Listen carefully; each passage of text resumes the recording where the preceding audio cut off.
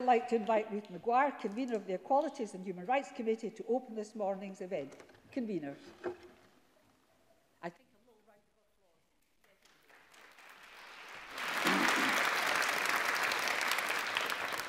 Thank you, Deputy Presiding Officer. I'm grateful to you for hosting this event, which I know will be a lively and interesting day full of discussion and debate.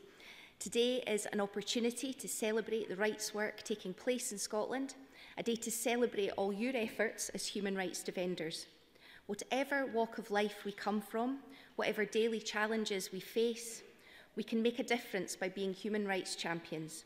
Whether this is in our place of work, study, community, or online, we can make a difference. The 70th anniversary of the Universal Declaration of Human Rights is a call to commit to speaking out and standing up for the human rights of others. We are asked as individuals by the UN High Commissioner for Human Rights to pledge, "I will respect your rights regardless of who you are. I will uphold your rights even when I disagree with you. When anyone's human rights are denied, everyone's rights are undermined, so I will stand up. I will raise my voice, I will take action, I will use my rights to stand up for your rights." As the closest representatives of the people, parliamentarians have an added responsibility. We must use our position to champion meaningful human rights change. Scotland still faces challenges. We have an obligation to ensure people's rights are protected and fulfilled, and to ensure an end to discrimination. The Equalities and Human Rights Committee conducted an inquiry into how the Scottish Parliament could strengthen its approach to human rights and become a guarantor of human rights. Our recent report, Getting Rights Right, is the culmination of nearly 2 years of exploration, research, speaking and listening to a diverse range of people. The committee heard from many people, including those who have suffered from mental health issues, academics, international experts, and primary school human rights defenders. Before I say a little about our recommendation, I'd like to express the committee's sincere and heartfelt thanks to those who shared their life experience with us. Your personal stories demonstrate why a greater focus on human rights is needed. It's essential that the Parliament continues to look at ways to strengthen its human rights role, and we couldn't do that without all of you. Thank you.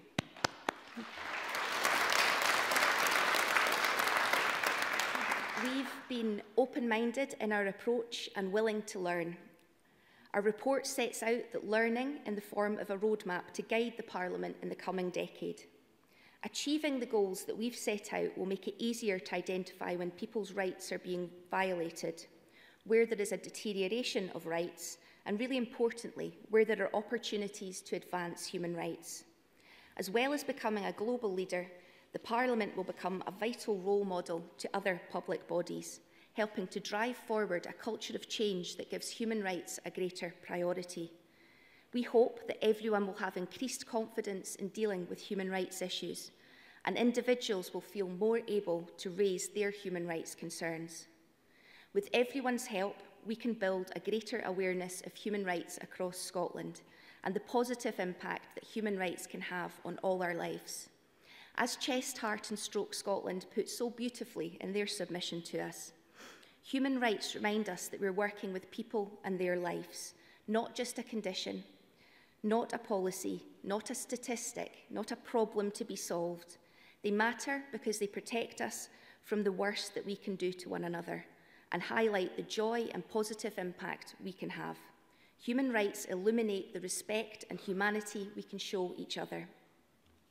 The committee have made 40 detailed recommendations which seek to put human rights at the heart of what we do by looking at promoting and protecting human rights when we deal with legislation, ensuring international human rights obligations are implemented, ensuring adequate funding for the effective protection of human rights through our Parliament budget process, scrutinising the government's performance of its human rights obligations, and raising awareness of human rights issues in Scotland. On the last of these points, I hope that those following on social media today and those in the public gallery will help spread the word that we must make human rights a reality for everyone. I'd like to focus on a couple of key areas of our inquiry that we consider have the greatest potential to bring about change over the short term. Most of our attention has been on the European Convention on Human Rights and the Human Rights Act, rightly so, because the Scotland Act, which establishes the Parliament, ensures that any legislation must be compatible with the Convention as well as EU law. But should Scotland be taken out of the EU, we will lose some European protections. Many of our recommendations, therefore, unite around making better use of the international rights framework and how we deal with legislation. Showing leadership in human rights, being a champion for human rights, is a key theme in our report, particularly when focusing on our international obligations.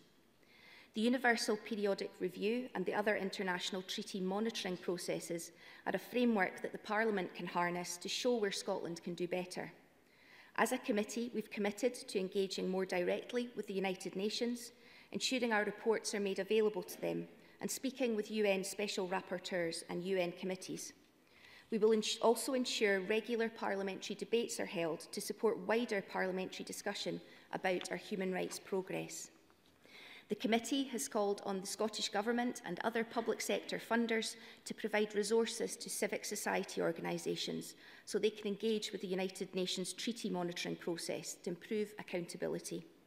Also, we recommend an online Scottish public resource should be created where we can all track Scotland's progress against its human rights obligations. We look forward to working with the Scottish Government and the Scottish Human Rights Commission on this initiative. A core function of our Parliament is to scrutinise legislation. Our recommendations would increase the availability of human rights information through the provision of a human rights memorandum. This will assist members and the public in understanding human rights implications of any piece of legislation, and importantly, where there are opportunities to advance human rights. We have also asked that the human rights are flagged when we come to amend a bill.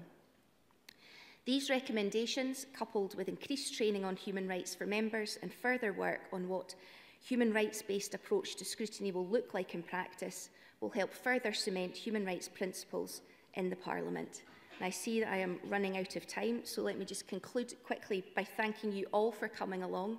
I hope you have a very enjoyable day and that you continue to share your passion for human rights with us for a long time. Thank you.